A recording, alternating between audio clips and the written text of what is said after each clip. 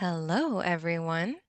Welcome to today's webinar, Innovating Projects, where AI meets project management, presented by our Head of Management Solutions here at Educate 360, Brent Nair. My name is Mariela Salinas, and I'll be assisting and moderating today's session. We are in Zoom for today's webinar, and we will be emailing you a copy of your recording after the session. We do encourage participation throughout the session, so please use the chat or that Q&A option for our short, dedicated Q&A after the presentation. Educate 360 and Project Management Academy are so excited to present this webinar today. So without further ado, I'll hand it over to you, Brent. Thanks, Mariella. I appreciate everyone being here today. I know parts of the country might still be under snow or ice. I'm in Memphis, Tennessee, and we definitely have a good bit of snow and ice on the ground. Unfortunately, not like Nashville, which is a little bit to the north and east of us, where they have a lot more ice.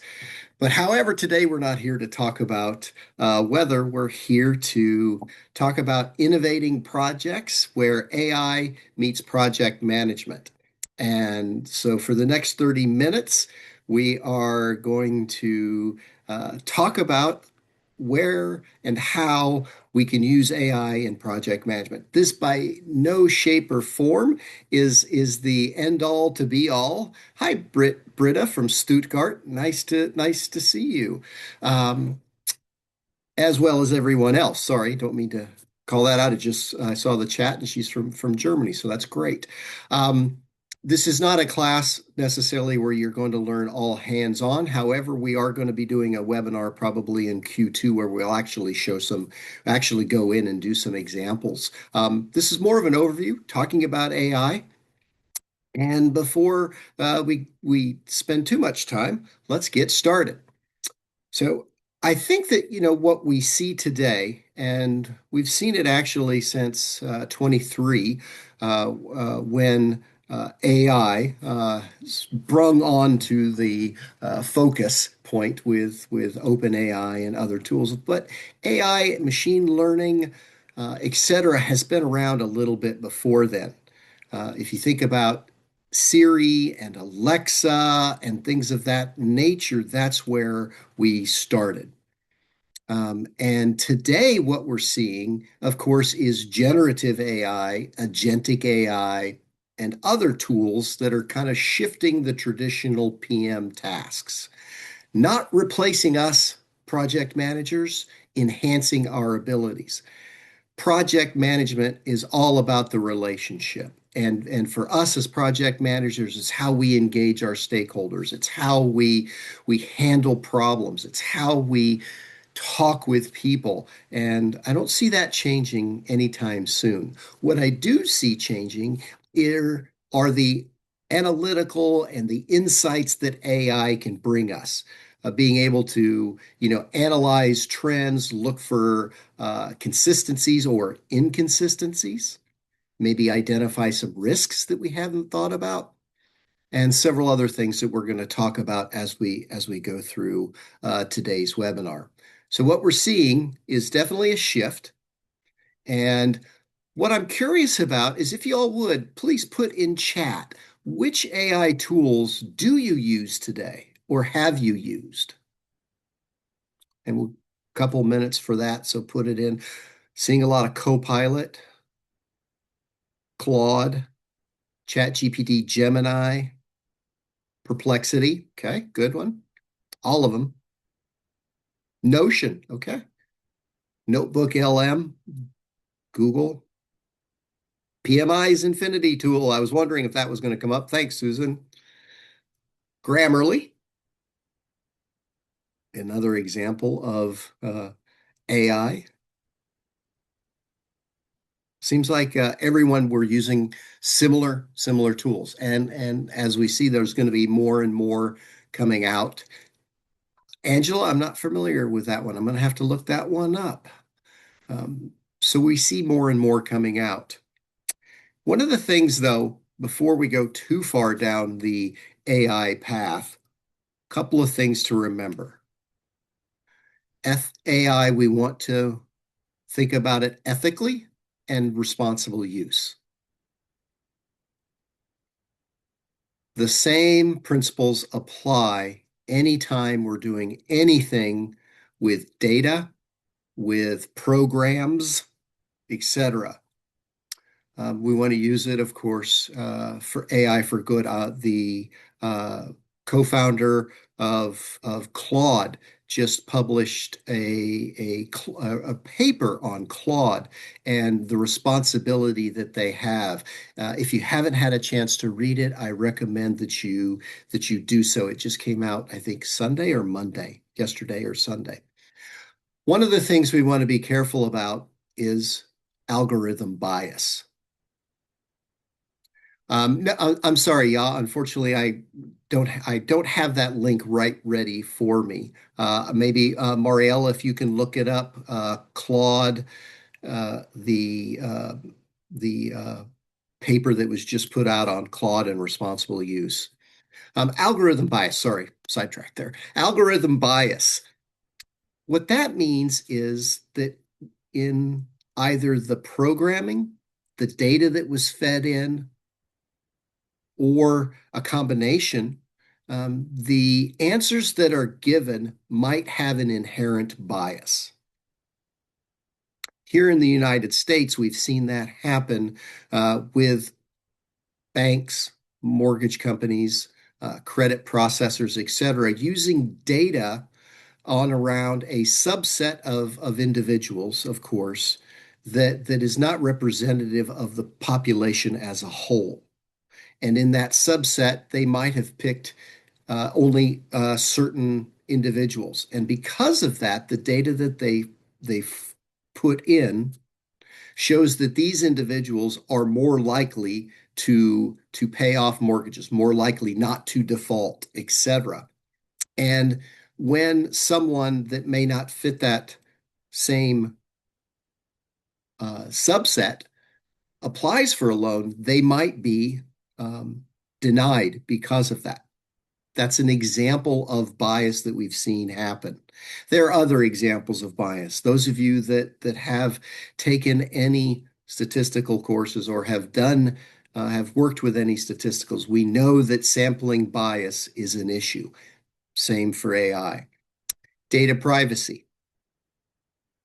I would highly recommend those of you that are doing work and projects within AI, using AI tools, be aware that the data you put up, if it's a public AI tool, it's a public instance of ChatGPT, Claude, Google LM, Perplexity, Synestia, any of those that I've mentioned, and more.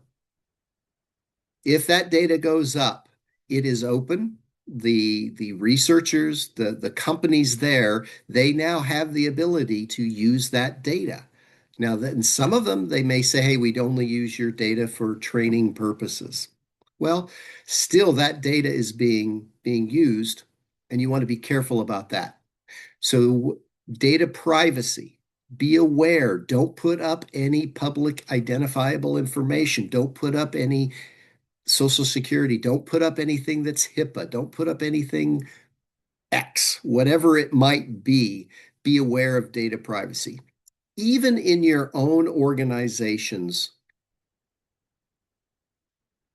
private instance of an AI tool, whether that's Copilot, ChatGPT, Claude, however, whichever tool you're using, follow your organization's data privacy regulations. If you're in Europe, you're bound by GDPR and the privacy regulations there, putting any of that data up. Thank you, Mariella. The Claude's the Constitution is out there. Yes, Ashley, information about your children, exactly. Information about your family, any of that, please, be careful what you put up. You can go back and delete chats if you want to. I don't know personally how well it is deleted. There's always copies, there's always something there. So just be wary of that. Lastly, decision transparency. Decision transparency is related to how is the AI making a decision to do what? How well do we know? How well do you know that the AI doesn't have a bias, that the algorithm is not biased? How is that decision being made? You might notice that over time, as you're working with an AI and you put more and more information in, there might be something that happens that is known as data drift, or where the decision starts to lose its programming, forgets its programming, any of those things. It's just like any machine out there that as time goes on, that machine comes out of calibration. The same thing for AI. So just be aware of that. And let's see, someone has their hand up. If you're okay waiting until the end, we'll have a question and answer time frame for that, and we'll be able to do that. So, Lori, I'll get to your question. Thank you. So, couple of things about AI, ethical and responsible use. Just keep that in mind. So, how do you start implementing AI in your organization if you haven't already? Well, first off, look at your PMO, your project management office, your program management office, your portfolio management office. Are you ready for AI? Um, and what that means is, do you have the skills? Do you know how to run an AI project? AI projects are different. They're more agile based as opposed to traditional PM. Um, they are very iterative. They are as opposed to being sequential or waterfall. Are you ready for it? Choose a small pilot, a subject, an area that you want to do. Define your success metrics. Just like a regular project, we need to know what success is going to look like. The same for an AI project. And then implement it, review the results, make corrections, and of course, scale responsibly. You may have it work really well in a pilot situation. However, when you start to scale to a larger division or multiple divisions, you might have issues. Change management is very important within AI. Be aware of that. Be aware of involving stakeholders early and often.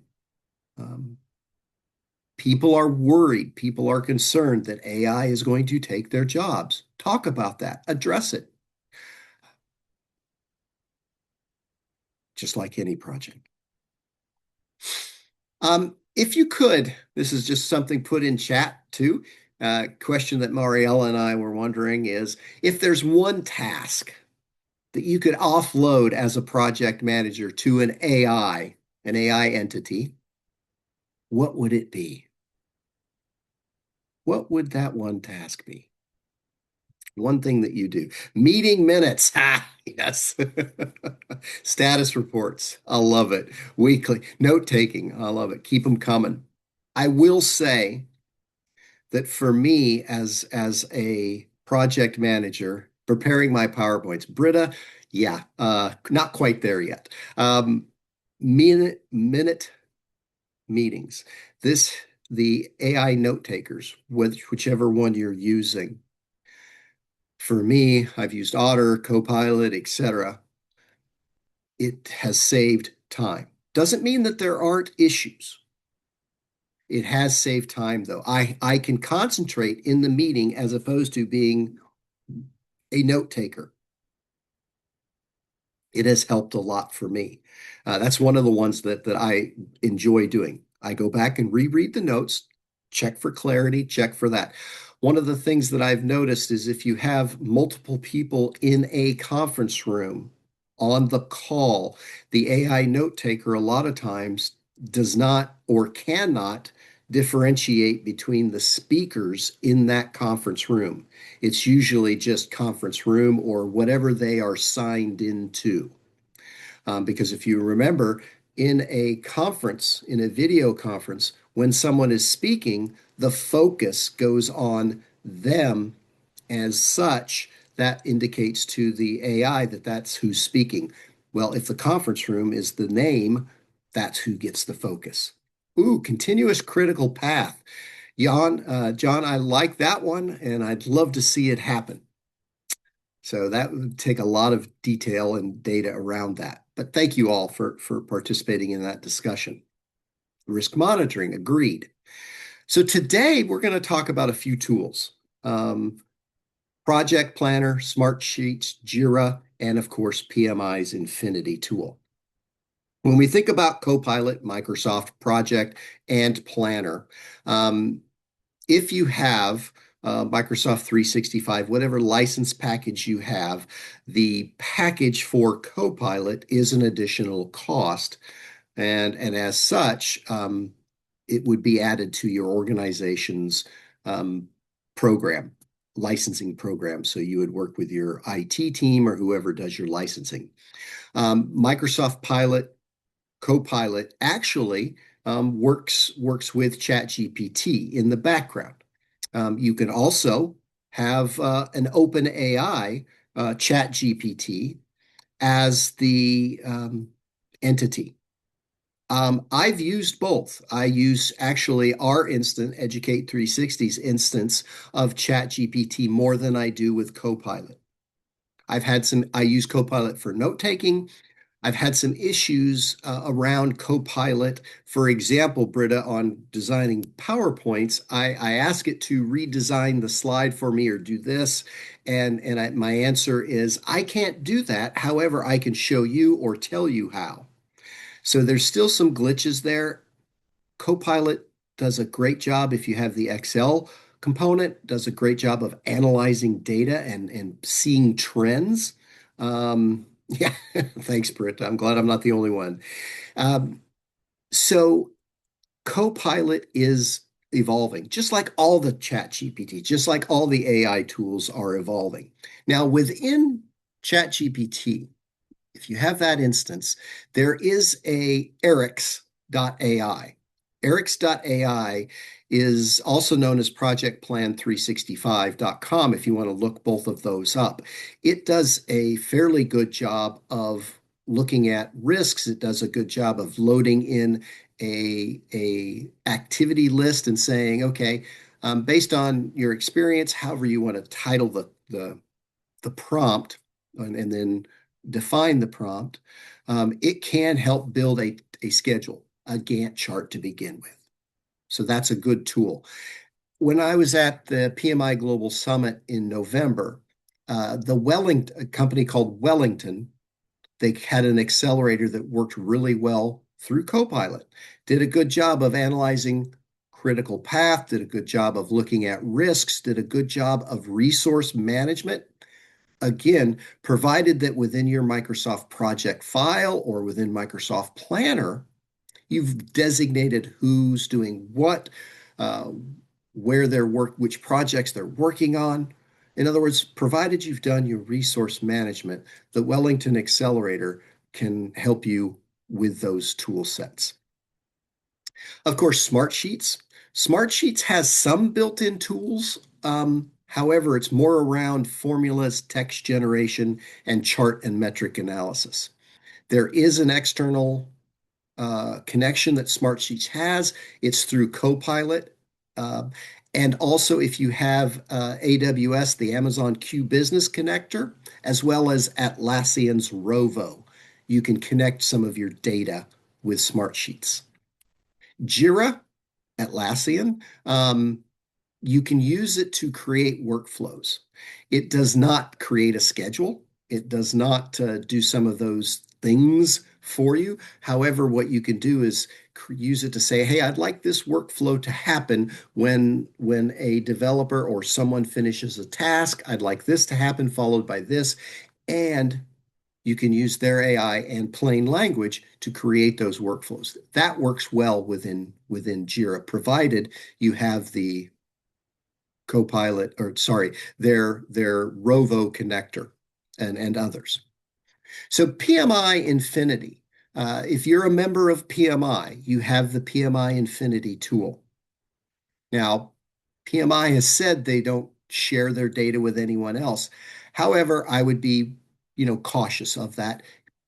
You can build schedules, you can identify risks, and you can ask it for, I'm having this issue with a stakeholder, and it can help you uh, walk you through some issues. So PMI Infinity is another tool that's out there. Just be aware that just like any public AI or any AI that is not dedicated to your organization, your data could potentially be analyzed or looked at by a third party. But PMI Infinity is pretty good. Another thing I like for students that I know or people that are studying for any exam, PMI Infinity does a really good job. You can say, hey, generate for me 10 questions based on the exam content outline for the PMI risk management or PMI ACP or even the new CP MAI, Certified Project Manager Artificial Intelligence um, certification. So at PMI, and yes, Gina, the you'll have the ability to review the recording later. Um,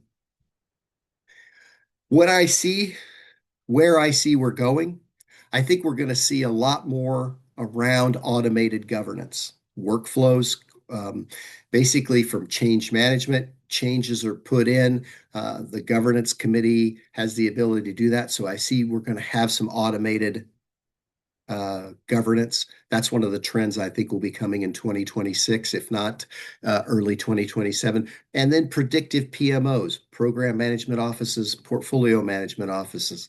I've already talked about resource engagement, maybe rebalancing portfolios, project portfolios based upon cost, based upon risk, based upon any of the pestle. If you remember that, any of those environmental factors. I see these are two of the big trends that are probably going to start to gain momentum in 2026 around AI, as well as more and more improvement for that.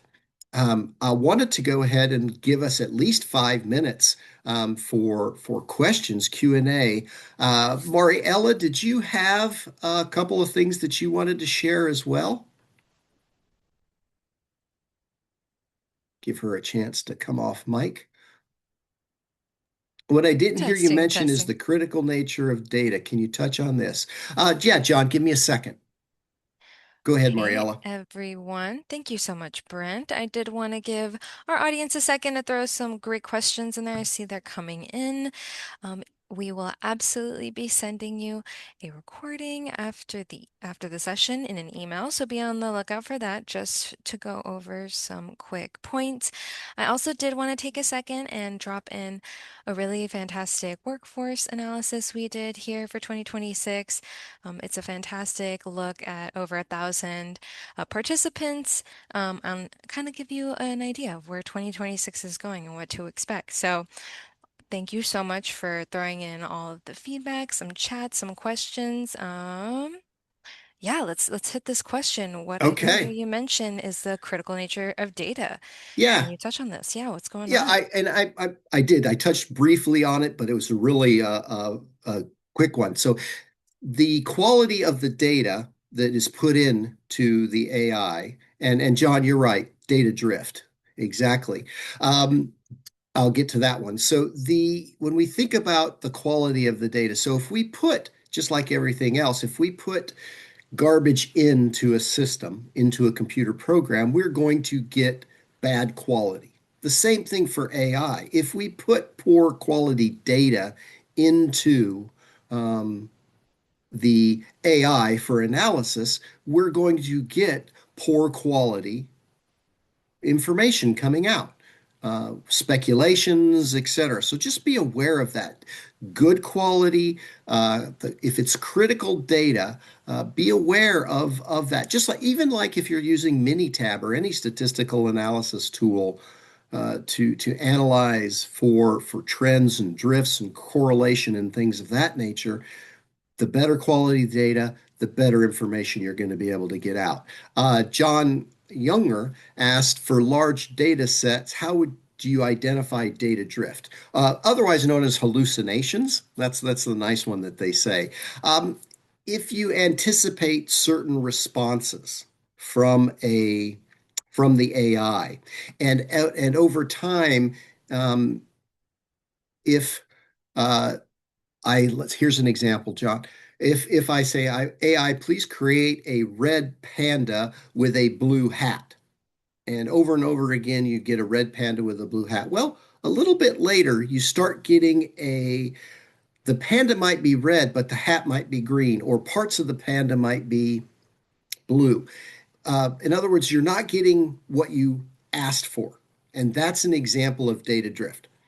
One of the things to do then is, of course, it might be that you need to reach the AI, whoever is the AI management needs to retrain the data. So that helps.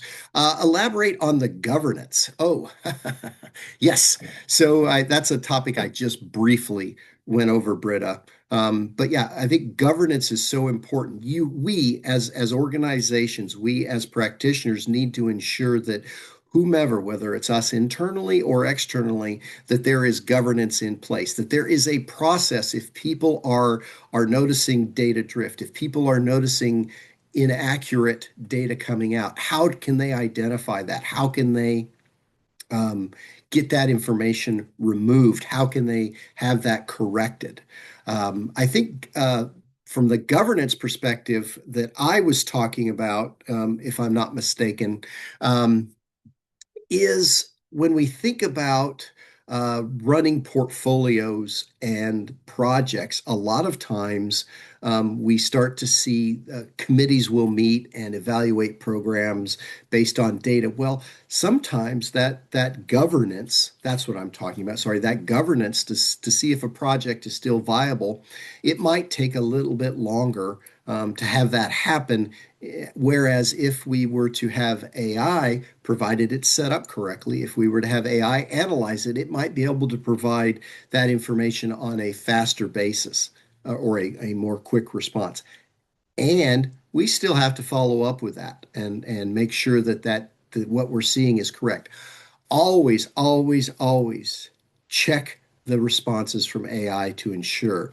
There's been multiple times when I've done statistical analysis and asked AI to do statistical analysis that the results are different. And when I point out and say, "Hey, I got the following, can you please explain why you didn't get the same?" AI, the response is, "Oh, you're right. I forgot to do this."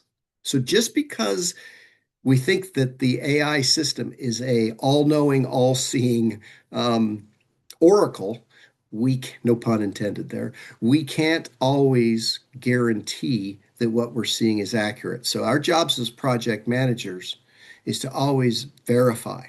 What's the saying? Trust and verify. Other questions?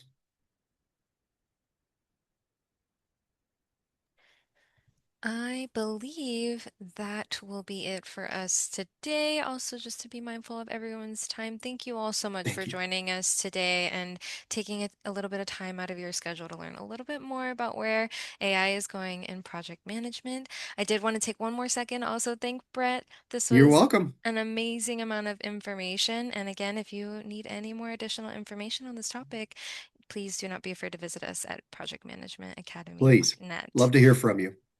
Thanks, Alrighty, everybody. everyone. Have a fantastic rest of your day and a great week. Stay warm, and yeah, hopefully we'll see you all soon in the classroom. Bye for now. Will do, Britta. Keep your eyes open.